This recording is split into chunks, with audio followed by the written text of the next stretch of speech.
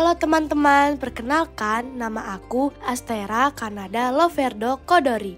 Kamu bisa panggil aku Nada ya.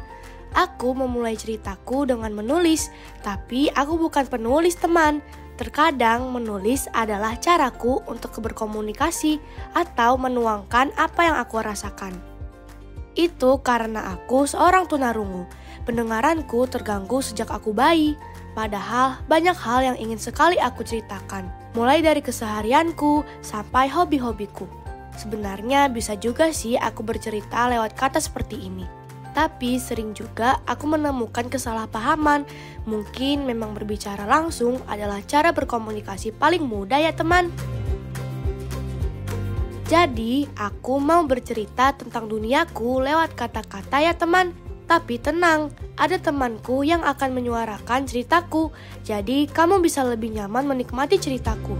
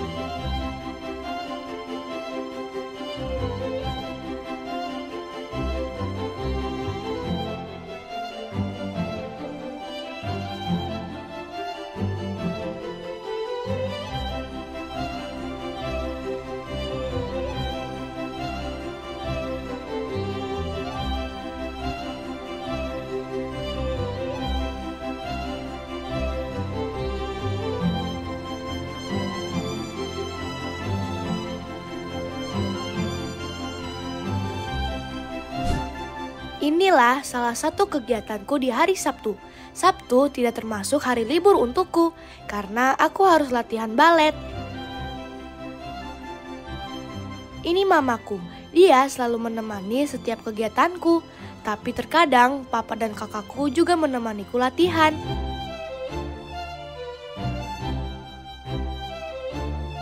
Aku sudah siap, waktunya kita latihan. Latihan peregangan balet untuk badan yang lentur adalah hal penting yang perlu dilakukan bagi penari teman, agar tubuh kami lebih mudah bergerak dan meminimalisir kemungkinan cedera. Saat aku masih kecil dulu, aku senang melihat orang menari balet di media sosial. Bagiku, balet itu indah dan sangat menawan. Akhirnya, aku meminta orang tuaku untuk mencarikan tempat latihan balet untukku. Dan disinilah aku berlatih balet sejak awal, Art Ballet School. Jadi sudah 6 tahun aku menekuni tarian asal Italia ini teman. Berlatih balet bukan sekedar belajar seni tari biasa loh teman, tapi juga sebagai latihan fisik dan juga sikap. Secara fisik sudah pasti melatih kelenturan otot dan kekuatan. Kalau secara sikap, balet membuatku lebih disiplin, percaya diri, dan kreatif. Apalagi untuk hobiku yang lain. Balet sangat menunjang sekali teman. Balet juga menjadi sarana untukku mengekspresikan emosi melalui gerakan dan ekspresi tubuh. Aku bisa mengungkapkan perasaan yang tidak bisa aku ungkapkan dengan kata-kata, mulai dari senang, sedih, bangga, kecewa, dan bahagia.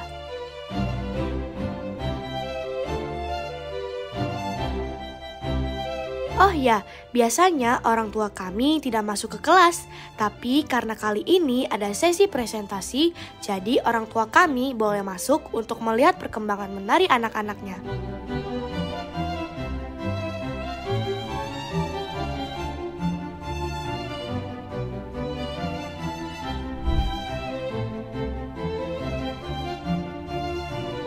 Selama aku menari balet, alhamdulillah, aku sudah meraih beberapa prestasi teman. Salah satunya, aku masuk dalam top 20 Difabel in Action 20 and 23. Terus, aku juga pernah tampil di International Art Festival Ballet bersama Art Ballet School.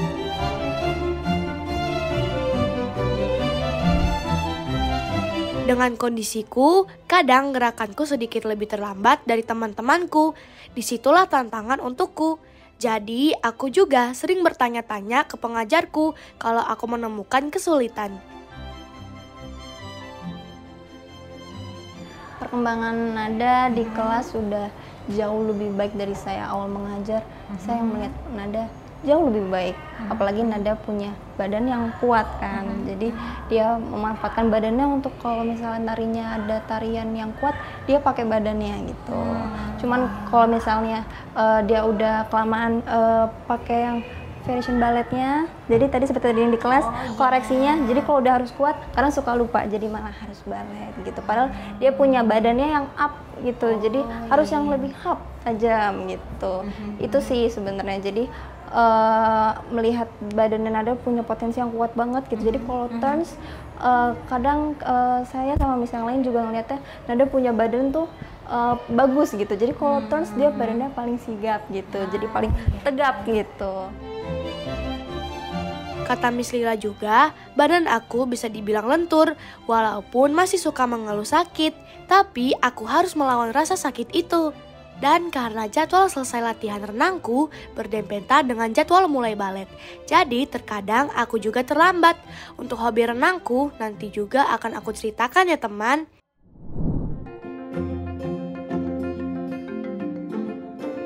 Kalau ditanya seberapa parah pendengaranku, kata orang tuaku, aku cuma bisa mendengar suara kalau suaranya sekencang suara mesin pesawat jet. Kira-kira seperti itu teman. Makanya aku menggunakan alat bantu dengar ini untuk membantuku mendengar. Nada, nada.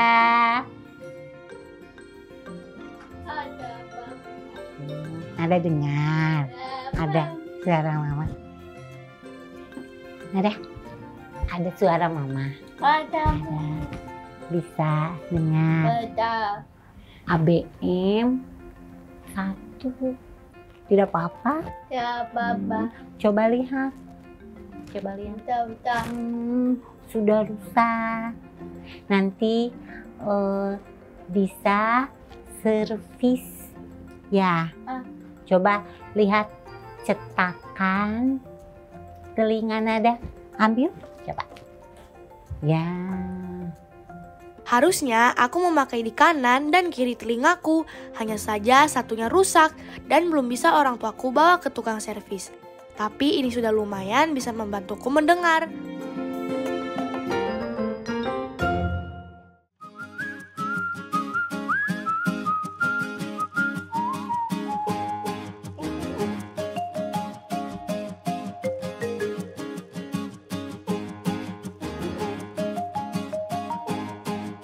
Ada yang berbeda dari upacara di sekolahku tidak teman. Kalau kamu belum pernah melihat bagaimana teman-teman tunarungu upacara, seperti inilah cara kami upacara.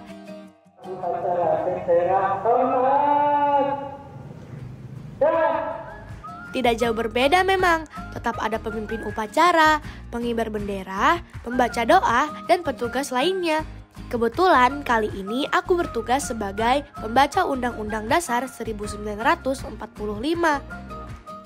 Aku bersekolah di SMP luar biasa Santirama, khusus untuk teman-teman tuli.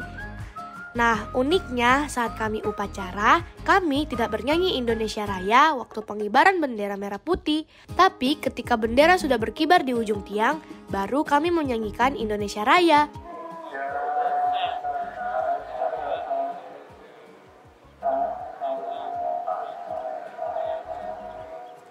Bukan cuma dirijen upacara yang memimpin lagu, tapi juga ada guru yang menunjuk setiap kata dari lirik lagu Indonesia Raya. Tujuannya agar kami bisa mengeluarkan suara untuk menyanyi dengan kompak. Walaupun hampir semua murid di sini menggunakan alat bantu dengar, tapi mungkin tingkat pendengarannya berbeda-beda.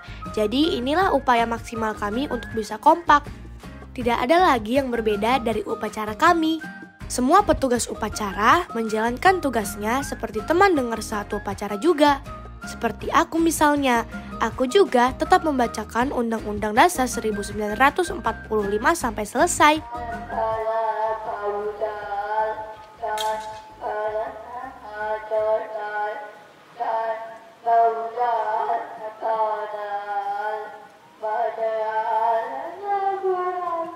Begitulah cara sekolahku melatih muridnya untuk berbicara dan juga percaya diri.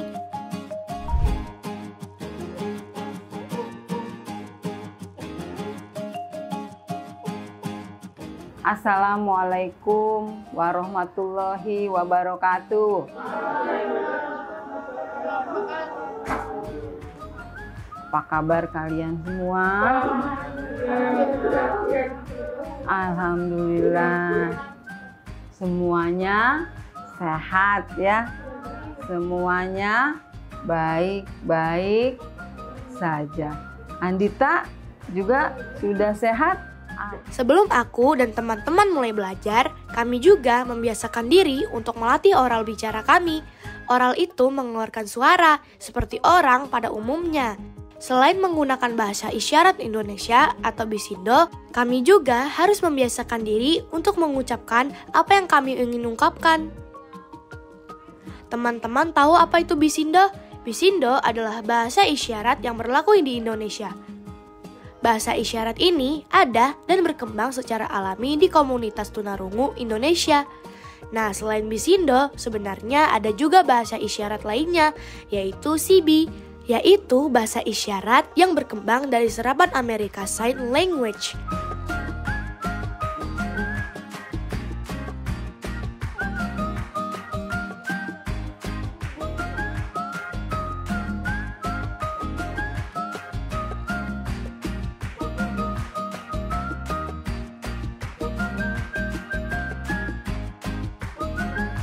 Sekolahku berada di bawah Yayasan Santi Rama, yang merupakan badan pertama di Indonesia yang memberikan pelayanan pendidikan untuk teman-teman tunarungu yang masih balita atau berumur sekitar 2-5 tahun.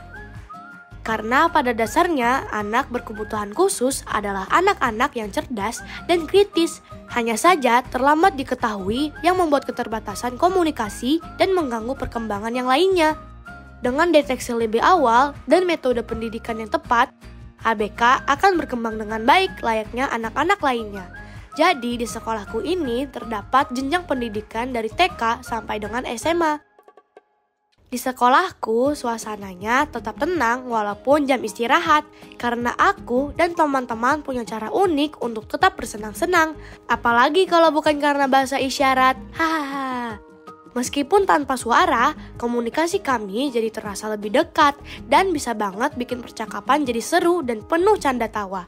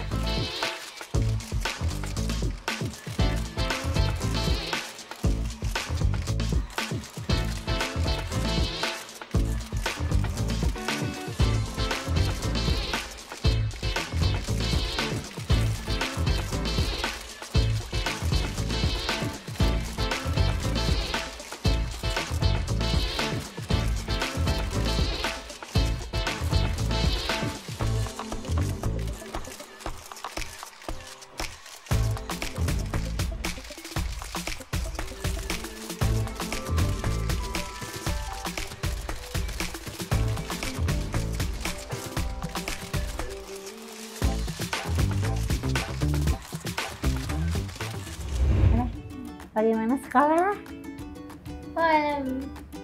Seru? Tadi apa yang sulit? Ulangan? Ada yang sulit? Tidak? Apa? IPS? IPA? Nada boleh bertanya kepada guru supaya Nada paham, tahu.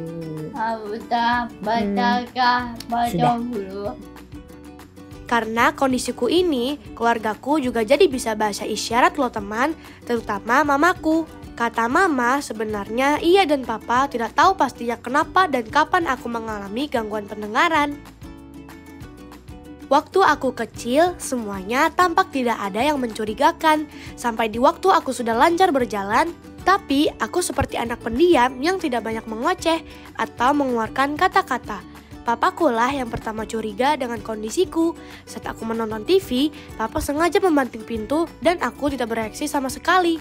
Barulah setelah itu aku diperiksa secara menyeluruh. Hasil semuanya baik, kecuali tes pendengaranku. Kata dokter, gangguan pendengaranku tergolong sangat berat.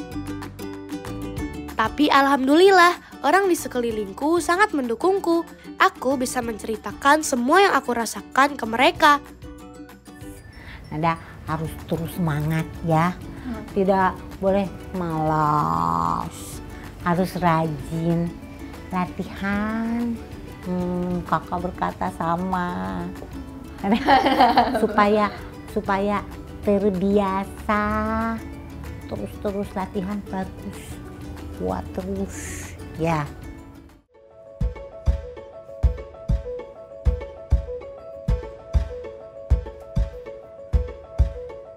Nah, ini hobi yang juga mau aku ceritakan nih.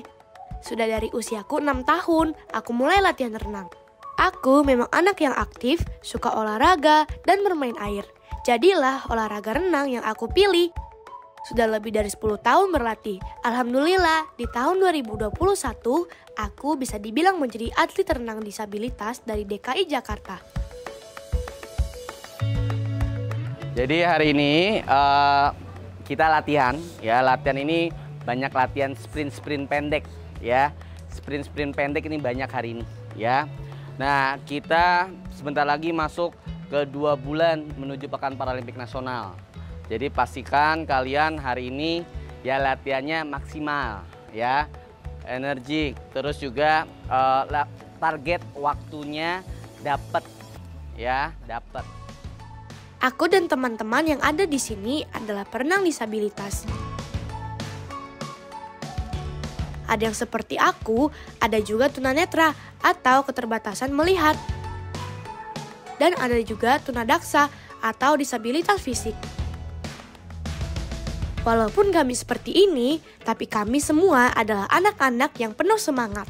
Semangat latihan untuk menjadi juara, bagaimanapun kondisi kami.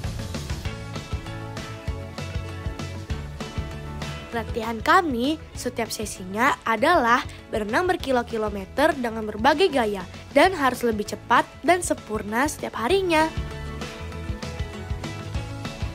Kalau aku fokus ke gaya dada, karena kata pelatihku, aku bagus di gaya dada.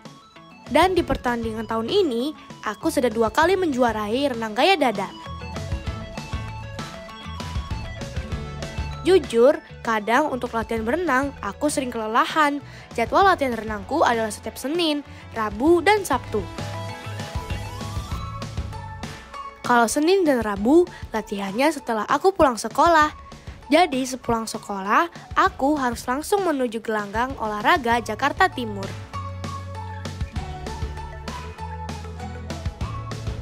Dan kalau hari Sabtu, jam 5 pagi, aku sudah mulai turun ke kolam.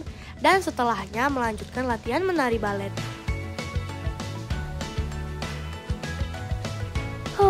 Padat dan melelahkan teman. Makanya, pelatih dan keluargaku selalu mengingatkanku untuk cukup istirahat dan konsumsi vitamin. Selain ingin menjadi atlet berprestasi, cita-citaku sebenarnya adalah ingin menjadi pelatih renang. Selain pastinya membagi ilmu untuk anak-anak, aku juga ingin membagikan semangat untuk murid-muridku nanti. Dan membuat mereka percaya kalau tidak ada yang tidak mungkin.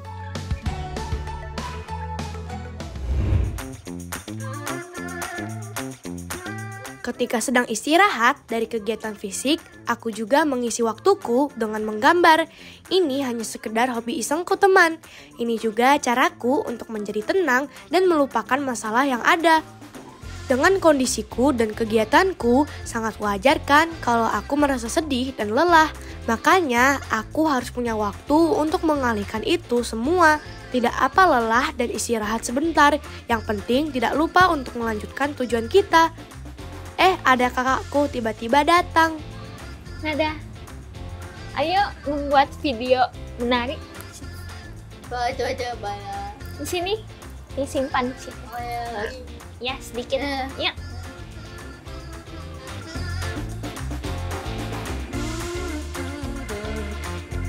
Yuk, ikutin.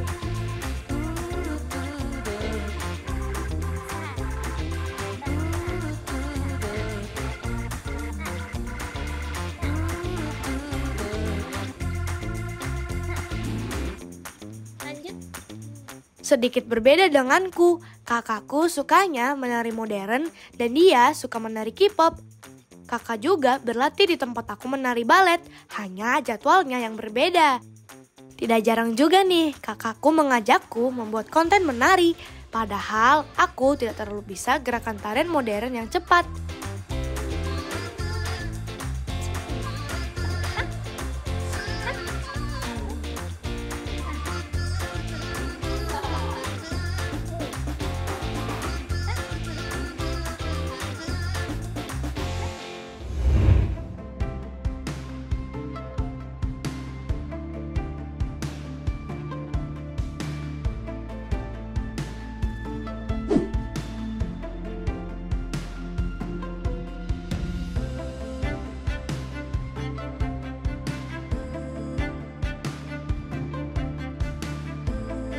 Seperti yang Miss Lila bilang, tubuhku kuat dan juga lentur.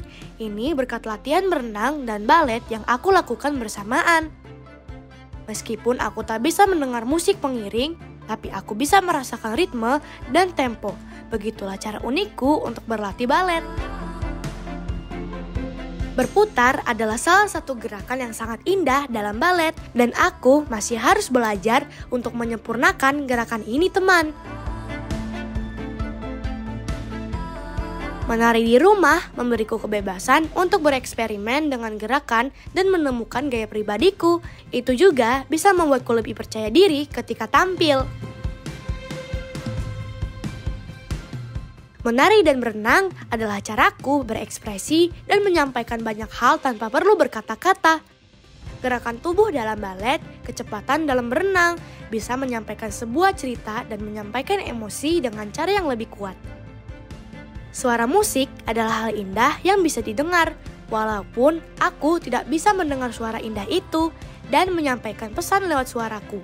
Tapi lewat menari dan berenang, aku membiarkan gerakanku menyampaikan banyak pesan. Dan lewat gerakanku itu, aku berharap orang lain bisa merasakan dan menangkap artinya.